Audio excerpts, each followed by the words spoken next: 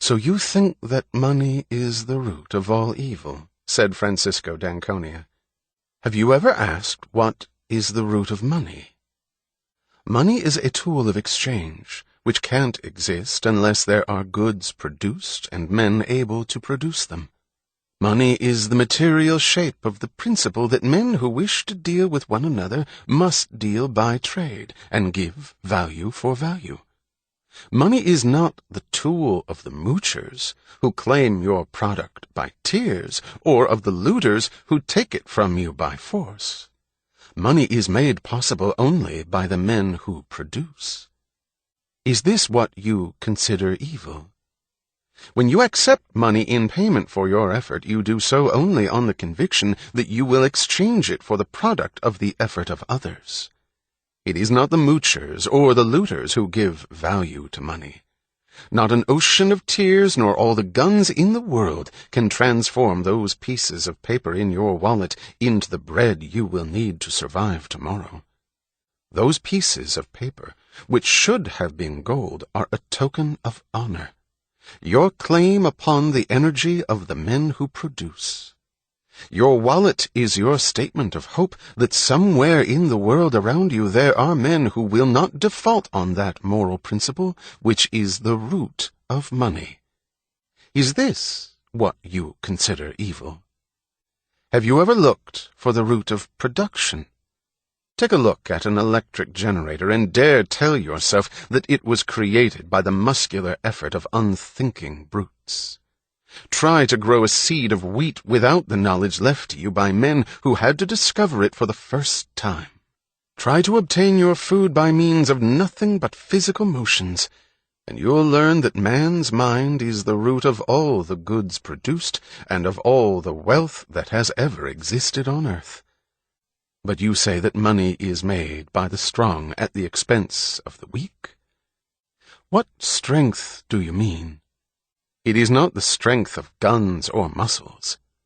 Wealth is the product of man's capacity to think. Then is money made by the man who invents a motor at the expense of those who did not invent it? Is money made by the intelligent at the expense of the fools? By the able at the expense of the incompetent? By the ambitious at the expense of the lazy? Money is made before it can be looted or mooched, made by the effort of every honest man, each to the extent of his ability. An honest man is one who knows that he can't consume more than he has produced. To trade by means of money is the code of the men of good will. Money rests on the axiom that every man is the owner of his mind and his effort. Money allows no power to prescribe the value of your effort except the voluntary choice of the man who is willing to trade you his effort in return. Money permits you to obtain for your goods and your labor that which they are worth to the men who buy them, but no more.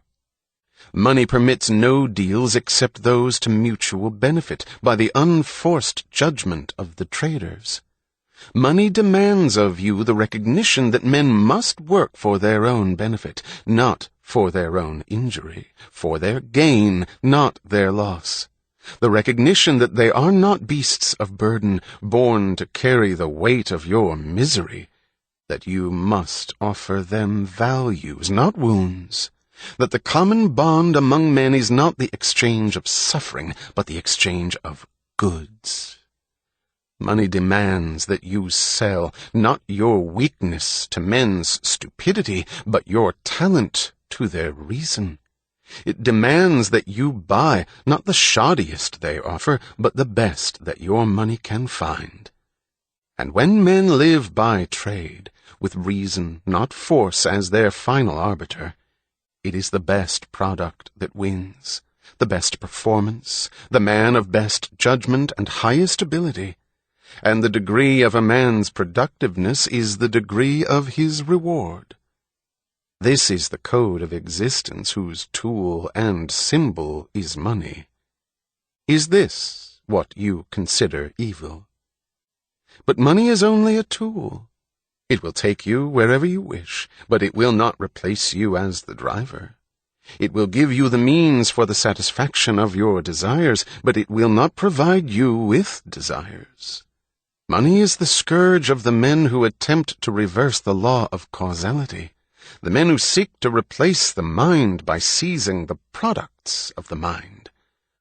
Money will not purchase happiness for the man who has no concept of what he wants. Money will not give him a code of values if he's evaded the knowledge of what to value, and it will not provide him with a purpose if he's evaded the choice of what to seek.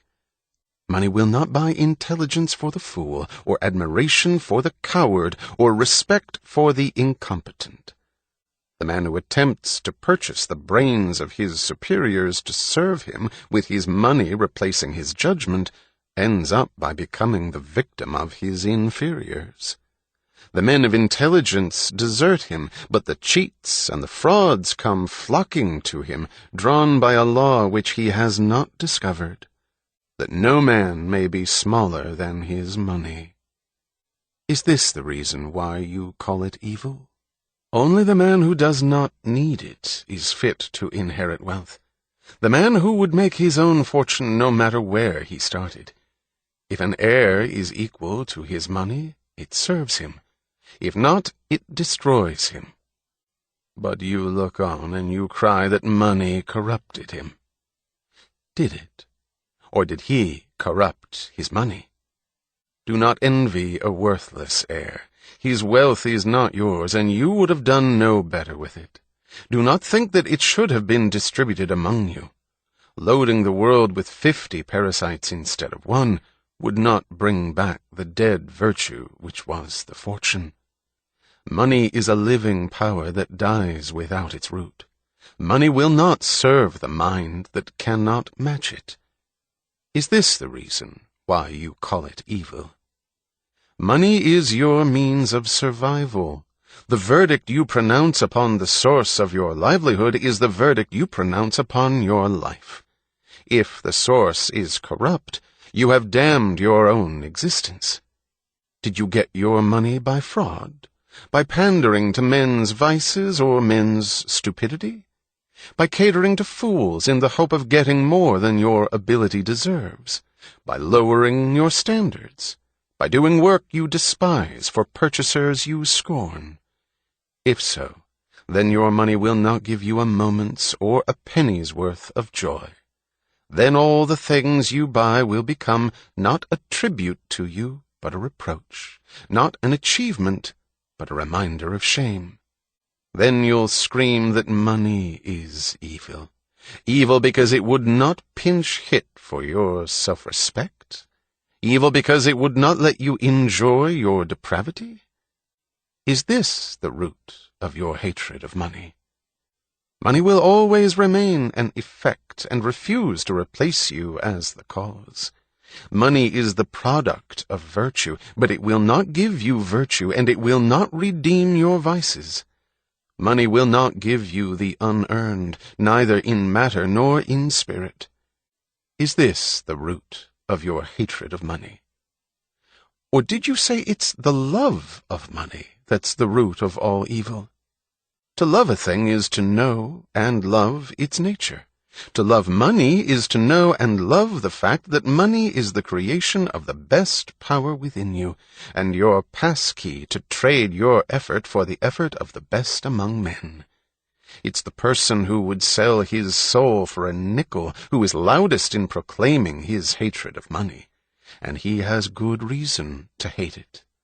The lovers of money are willing to work for it. They know they are able to deserve it. Let me give you a tip on a clue to men's characters. The man who damns money has obtained it dishonorably. The man who respects it has earned it. Run for your life from any man who tells you that money is evil. That sentence is the leper's bell of an approaching looter. So long as men live together on earth and need means to deal with one another, their only substitute, if they abandon money, is the muzzle of a gun. But money demands of you the highest virtues, if you wish to make it or to keep it. Men who have no courage pride or self-esteem, men who have no moral sense of their right to the money and are not willing to defend it as they defend their life, men who apologize for being rich, will not remain rich for long. They are the natural bait for the swarms of looters that stay under rocks for centuries, but come crawling out at the first smell of a man who begs to be forgiven for the guilt of owning wealth. They will hasten to relieve him of the guilt, and of his life, as he deserves. Then you will see the rise of the men of the double standard, the men who live by force, yet count on those who live by trade to create the value of their looted money, the men who are the hitchhikers of virtue. In a moral society, these are the criminals, and the statutes are written to protect you against them. But when a society establishes criminals by right and looters by law, men who use force to seize the wealth of disarmed victims, then money becomes its creator's avenger. Such looters believe it safe to rob defenseless men once they've passed a law to disarm them. But their loot becomes the magnet for other looters, who get it from them as they got it. Then the race goes, not to the ablest at production, but to those most ruthless at brutality. When force is the standard, the murderer wins over the pickpocket. And then that society vanishes in a spread of ruins and slaughter. Do you wish to know whether that day is coming? Watch money.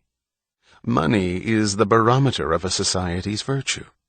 When you see that trading is done not by consent but by compulsion, when you see that in order to produce you need to obtain permission from men who produce nothing, when you see that money is flowing to those who deal not in goods but in favors, when you see that men get richer by graft and by pull than by work, and your laws don't protect you against them but protect them against you, when you see corruption being rewarded and honesty becoming a self-sacrifice, you may know that your society is doomed.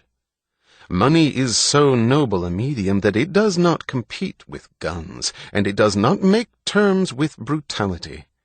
It will not permit a country to survive as half property, half loot. Whenever destroyers appear among men, they start by destroying money, for money is men's protection and the base of a moral existence.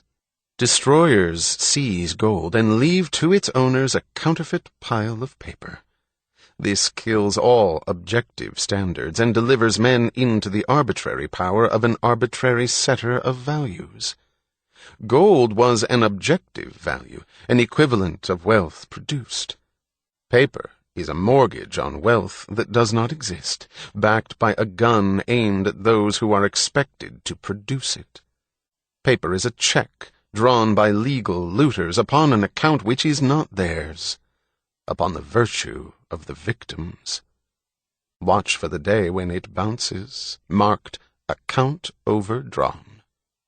When you have made evil the means of survival, do not expect men to remain good. Do not expect them to stay moral and lose their lives for the purpose of becoming the fodder of the immoral. Do not expect them to produce when production is punished and looting rewarded. Do not ask who is destroying the world. You are. You stand in the midst of the greatest achievements of the greatest productive civilization, and you wonder why it's crumbling around you, while you're damning its lifeblood. Money. You look upon money as the savages did before you, and you wonder why the jungle is creeping back to the edge of your cities. Throughout men's history, money was always seized by looters of one brand or another, whose names changed, but whose method remained the same: to seize wealth by force, and to keep the producers bound, demeaned, defamed, deprived of honor. That phrase about the evil of money, which you mouth with such righteous recklessness, comes from a time when wealth was produced by the labor of slaves. slaves who repeated the motions once discovered by somebody's mind and left unimproved for centuries. So long as production was ruled by force and wealth was obtained by conquest, there was little to conquer. Yet through all the centuries of stagnation and starvation, men exalted the looters as aristocrats of the sword, as aristocrats of birth, as aristocrats of the bureau, and despised the producers as slaves, as